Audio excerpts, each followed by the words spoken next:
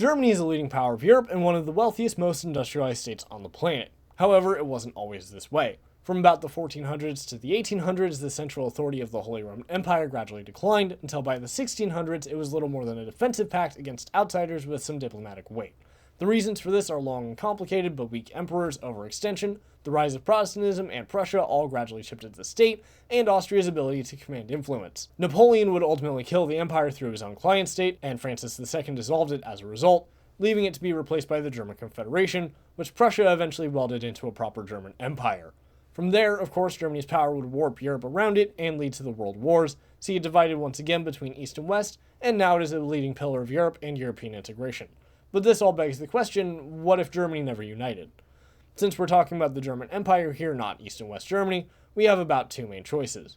The Austro-Prussian Brothers' War over Schleswig-Holstein, or the Franco-Prussian War, which spilled out from the fate of the Spanish monarchy, and thus technically makes it a war of Spanish succession. Now, I do not care for military history. Instead, I tend to focus on things like economics and politics surrounding the wars. But, these were both very short wars where economics of scale were limited mostly to mobilization. Prussian domestic reforms were created specifically to mobilize as many men as quickly as possible, and because it had more cohesive rail networks than both France and Austria, this marks perhaps the only time where Germany had better logistics than its enemies. However, I think that France has a better chance than Austria. See, during the lead-up to the Franco-Prussian War, Napoleon III wasn't entirely stupid, and was aware of the growing tensions with Prussia and their expansionism, so he did at least attempt to find allies and increase the size of the army, both of which failed due to internal opposition and poor timing, respectively. So what we'll do is have the French military accept Napoleon's proposed reforms based on the Prussian model. These were opposed by the main brass tacks of the army due to favoring quantity over perceived quality, but if Napoleon III is able to emphasize how much quantity and speed of mobilization mattered in the Brothers' War, I could almost see it happening. The bill was also detested by Republican opposition to Napoleon III, since they kinda blamed the emperor for the problem in the first place, but we'll say the military is able to convince them. This way, France can mobilize much more quickly and cover the front line much more adequately, and can prevent the massacre at Wissembourg. France would also benefit from gaining an ally in Italy or Austria, but Napoleon's guards in Rome made Italy impossible, and Austria was bound by other commitments. So, no friends for France. If France is able to knock out Baden or the other small German states, it's in a better position to actually defeat the German army. Formerly the North German Confederation, but it's Germany. But now we run into a bit of a problem. See, after France got its ass handed back to it on a paper plate, Germany annexed Alsace-Lorraine, placed military restrictions on France, and occupied the north of the country until the new Third Republic paid off the war indemnity of 5 billion francs. And this was just for a 6-month curb stomp. For the record, I never want to hear anyone complain about the Treaty of Versailles ever again, since Germany set the precedent right here. Regardless, the treaty was seen as incredibly harsh by outside powers like Britain and even Austria, who had fought both powers relatively recently. Regardless, with both France and Prussia actually mobilizing large armies, and France not being defeated in 6 months, the war lasts longer. How long the war lasts is kind of up in the air, but we'll say that Prussia refuses to surrender for about a year. Could be 9 months, could be 15, not sure. While this obviously makes the war worse to be in, and that should not be understated, it also works to France's benefit at the treaty. Why? Because now when they demand the Rhine and Bavarian Palatinate, it doesn't look nearly as harsh. While it's still a crippling blow to the German Federation, it will only raise a few eyebrows in London and Moscow and won't be signing up for an intervention by other powers. France would likely also charge some form of war indemnity, but there wouldn't be an occupation of unceded German lands or anything like that, both due to logistics and the sheer amount of land they just took. There would also likely be some clause in the treaty stipulating the South German states are forbidden from uniting with the North German Confederation, and forcing Germany to revoke their guarantees of Belgium and Luxembourg. France wouldn't be able to push into the Low Countries immediately, but it will be a major goal of the empire. Focusing in on the North German Confederation, this would be a humiliation of both the army and of Otto von Bismarck, the minister-president who effectively controlled civilian government. The Prussian army will appear to have a particular kryptonite in the form of House of Bonaparte, since their defeat in the 1870s will be the first since Napoleon I. Now, the top brass of the army can at least be replaced by the men who were successful in the war, but Bismarck is difficult to replace. In addition, King Wilhelm I of Prussia was, similarly to his son and Napoleon himself, a bit too hands-on for a monarch of this era, and was hesitant to accept legal rather than customary restraints on royal power. Thus, Willy probably attempts to appoint a new aristocratic chancellor to the Landtag, or force through new elections, but these would be disliked by the common people. In the 1860s, Bismarck had effectively ousted the Landtag and Prussian parliamentarianism, but with this defeat in France, it seems likely that such a move would come crashing down with the minister-president being blamed. After all, because the war was so much longer than the Brothers' War and ended in defeat, it will be seen as a complete blunder by the nobility, so there will likely be increased demands for constitutionalism, especially in places like Hanover or Saxony, which were recent Prussian conquests not yet fully integrated into the Federation, despite having their own representation. As a result, I would expect to see a second power struggle emerge between Wilhelm and the legislature, or even just an out-and-out strike and protest against the executive power of the monarchy. As a result, from the 1870s on, power would shift, possibly by force, to the Reichstag of the German Confederation. But what does this entail? Well, that's where things get kind of weird. See, the largest party in the Reichstag in our timeline was the National Liberal Party, which was fond of things like being the ugliest color of green, German unification, and suppression of Catholics. They were more or less pro-Bismarck after the 1860s, though, so the increased parliamentarian rule could effectively strengthen Bismarckian policies without actually having Otto himself involved.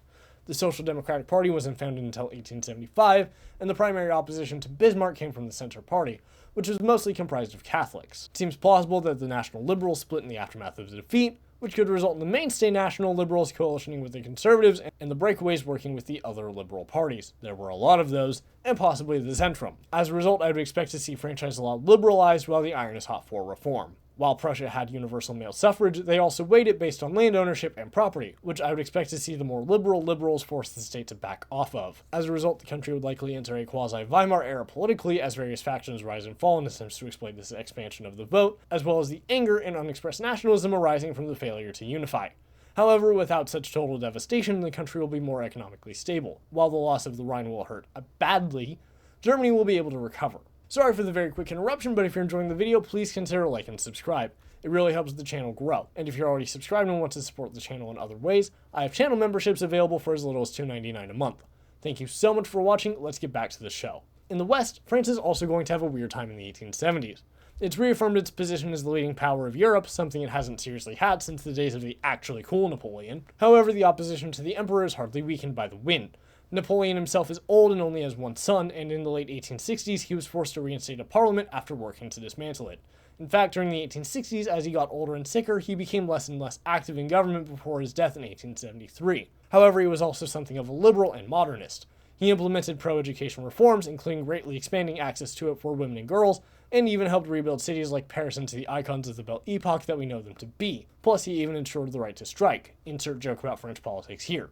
However, this also created a lot of public debt, which would be worse here because of the money spent on military reforms and the war, and led to opposition from both the Republicans for being a monarchy and the politically active Catholics because of his failures to protect the papacy and his secular education system.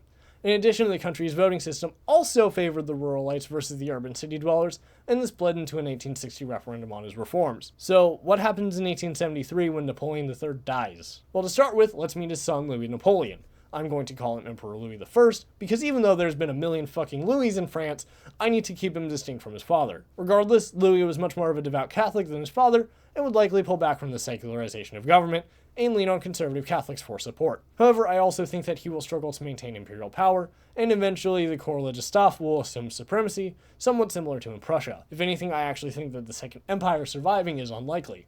After all, opposition to Napoleon III was bipartisan at this point, while the Prussian king at least has some support from the conservatives. Thus, I think that Emperor Louis makes it a few years, maybe to 1876, before being deposed by a presidential republic. How powerful that presidency would be highly unpredictable, but personally, I think directly electing your executive is more democratic than not, so whatever. Regarding politics, I would imagine that this version of the Third Republic would have a more or less stable system. During the actual Third Republic, France was plagued by fractious parties, monarchists and communist revolutionaries, and liberals at the center of it all. Here, however, the monarchy withered on the vine, so to speak, discrediting Bonapartists on the right and leaving Orleanists and Legitimists divided. As a result, it would likely evolve into a three-party system of socialists on the left, Republicans in the middle, by which I mean liberals, and then conservatives on the right. There's no point speculating on how powerful the presidency would be, but I'm imagining it on the stronger side for a European republic. Panning back out to foreign policy, this war has very immediate consequences. Firstly, France has proven it remains the most powerful state in Europe and avoids diplomatic isolation. This means that the Entente Cordiale is not only impossible, but unnecessary, since France isn't afraid of Germany here. In contrast, Britain will be very keen to prop up Prussia as a continental counterweight to France. The only other real choice is Russia, but strengthening them comes at a risk to British India. Now, granted, most of this will be a general trend rather than anything concrete, since in 1870, most of the great powers still generally aim to solve things through compromise. France, for its part, has some other choices, at least if it plays its cards right, but we'll get there. Speaking of, the first major crisis I expect to see divergence of is the Congress of Berlin in 1879. In 1878, Russia beat up the Ottomans for the 10th time this century, and crafted a pretty brutal treaty that would have near totally destroyed Ottoman influence in the Balkans, with particular efforts to turn Bulgaria into a regional power. Incidentally, one that would have been completely indebted to Russia, and with enough territorial conflicts with its neighbors to stay loyal. However, the treaty also would have given Russia an out into the Mediterranean and destroyed pretenses of the Ottomans being a great power, which would have undermined French and British aims for Egypt. In steps Germany, who manages to secure independence for Romania and Serbia, but left Bulgaria in a reduced state and still a vassal of the Ottomans. Except, there is no Bismarck. His position collapsed with the war with France, and Prussia isn't nearly as powerful as Germany. Instead, the power in the best position to hold the conference is France. They share British concerns about Russia projecting power into the Med, but lack direct Balkan interests, and have the diplomatic and military credibility here. Of course, this assumes that the conference happens, but I think it would.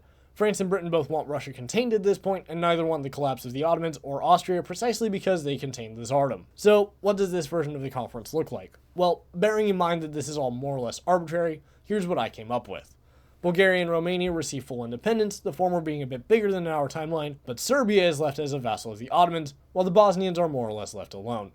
This is much less extreme than the actual conference in my opinion, but it allows the Russians their highway into the Ottoman Empire and a friendly Bulgaria, while keeping the rest of the great powers more or less okay with the situation.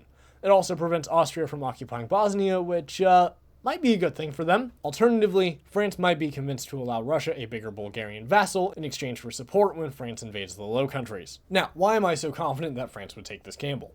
Well, it was a long-term goal of Napoleon III and likely would be of his son. And frankly, it was a long-term goal of France as a whole, not just of the Second Empire. Control over the Low Countries as a region would make France nearly impenetrable from the east, give it immense coal and resource deposits, and allow it a massive population lead. Its only real rival at that point would be Britain, just the way Paris likes it. And with Prussia too weak and diplomatically isolated, Russia turning the other way, and Austria either distracted or scared of France, they would invade Belgium and Luxembourg sometime in the 1870s to 1880s, with only Britain able to mount an objection. However, the fact of it is, even if Britain declares war, the Benelux would get overrun in only a couple weeks, crushed under the sheer weight of France and flanked from both the south and the east. However, now it's France's turn to have their conquests mitigated by the rest of the great powers.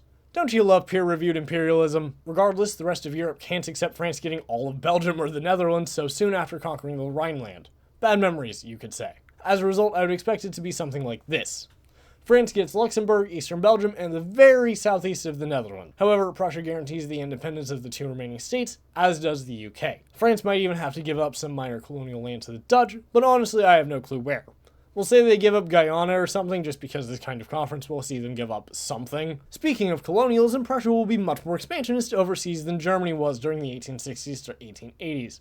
After all, now they need to be if they actually want to show that they're still a great power, and more than that, they would feel the need to control resources like oil and coal, now difficult to get in Prussia. The only way to get those is to expand, and Britain will be more okay with it since now there's a really big and scary France on the continent. Now this is going to be based on a few trends, such as Europeans trying to carve into East Asia, but it's also going to be a little arbitrary since, well, colonialism was arbitrary.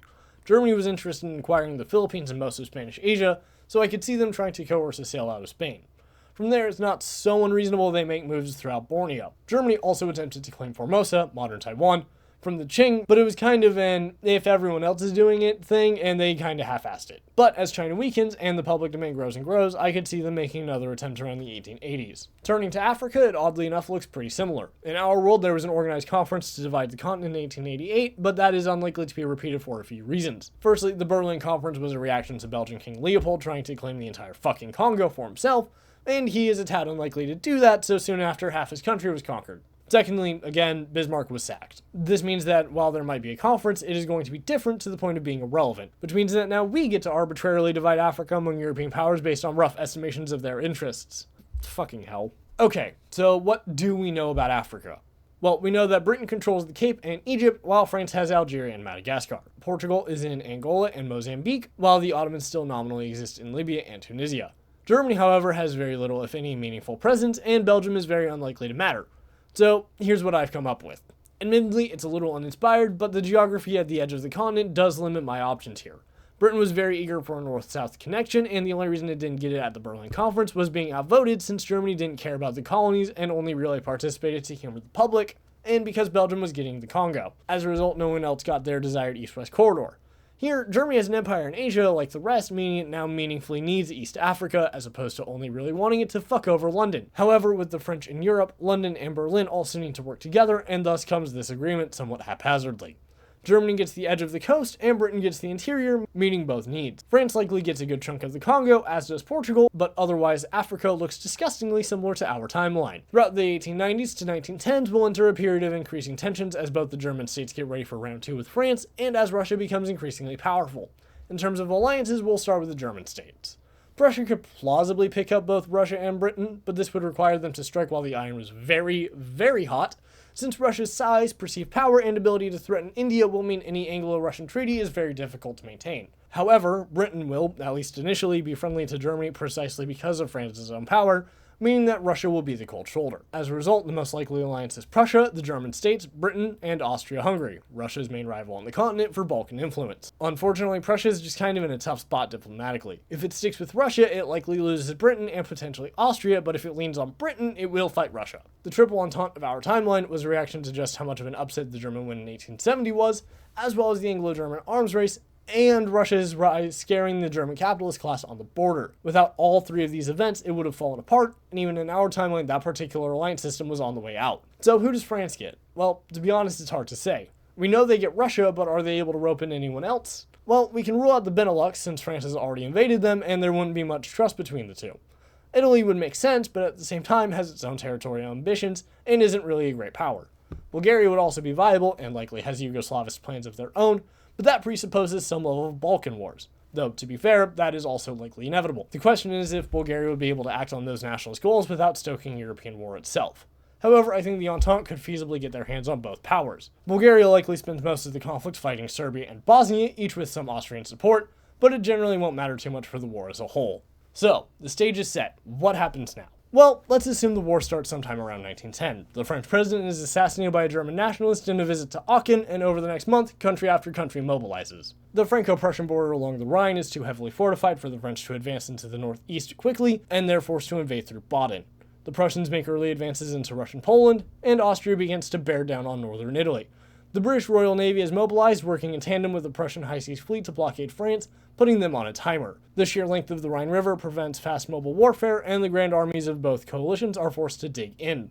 As the war drags on with minimal gains on either side, sometime around 1912, the French launch a risky gamble, an invasion of both Belgium and the Netherlands, unable to get around the river and the German fortifications.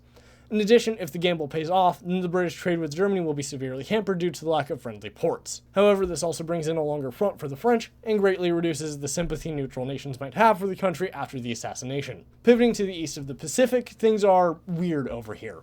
Firstly, Japan actually has to put in some effort into the fight, since they're being roped into a second Russo-Japanese war. They're likely able to occupy the far eastern territory of Russia without too much trouble, all things considered, which will further destabilize the Tsardom. However, from there, everything gets real messy, because now French Indochina is completely surrounded between the German Philippines, Dutch East Indies, British Burma, and whatever Japan can send down there. The result is that the colony is effectively under siege, and there will likely be attempted invasions, but at the same time, I don't know how successful they would be. Such a gamble would be, without question, the biggest and most complicated such campaign in history to this point, and, naval invasions in World War I don't have the best track record. By 1913, Russia would have collapsed. The empire is besieged from all fronts, and the emperor is just as incompetent as ever. If anything, it's Japan that does him in, since Russia has already lost this war before. The result is that while there likely isn't a Russian civil war, I don't think the Tsardom survives. In all likelihood, I'd put it to a militaristic republic like Weimar Germany. Germany would create its client states in Poland and the United Baltic Duchy, while Finland would take on a French or German king. From here, the Austrians, Germans, and Brits would converge on the French lines, putting too much pressure around the metropole, and France itself would have to open negotiations like Germany in 1917. France would ultimately have to give up land to Belgium, Germany, and the Netherlands, but its continental losses would be minimal. It is also for sure losing Indochina, but I honestly have no clue how or to who. Germany would likely get the lion's share, but at the same time, it's not like Japan was a non-factor in the fighting. In contrast, Bulgaria is likely the only Entente member to win the war. It's the biggest and most industrialized Balkan nation, and frankly, its fighting with the Central Alliance is probably pretty minimal, all things considered, and now they're able to create their own Yugoslavia. With the end of the war, everything becomes very vague. Realistically, the French Republic will collapse under the weight of the war, but I'm not sure how. For some reason, I'm really partial to some form of technocratic revanchism taking root in the country, but I don't know how much sense that makes. Austria may or may not survive as a great power. A lot of their own problems came in as a result of feuds with the Russians or Ottomans that were stymied here, but it's hardly a sure thing. And of course, with Russia being forced out of the war but skipping the bloody civil war, their fate is entirely uncertain. Perhaps Japan even remains a democratic empire, even as it wages a bloody war in China, and comes into conflict with Germany due to Taiwan and the Philippines. As a result, I do think I need to end the scenario here. With the end of the Great War, the world stands beaten and battered but not broken. The French Republic is facing inward, hungering for revenge, while Russia forces itself into the 20th century. Japan's dreams of conquest in Asia are coming to fruition, and the Germans sit undeterred, while the British Empire must watch as Europe tries to find out who it is in the aftermath of such a devastating conflict. Before we go, I want to give a thank you to Tim Fredibold, Marcel Storetta, Listenberg Patriot, Dubs Main, and Grim Walt for being channel members, and an extra appreciation to Listenberg Patriot, Dubs Main, and Grim Walt for joining at the exclamation point level. Thank you so much for watching, have a wonderful day, and tune in next week to explore another alternate world.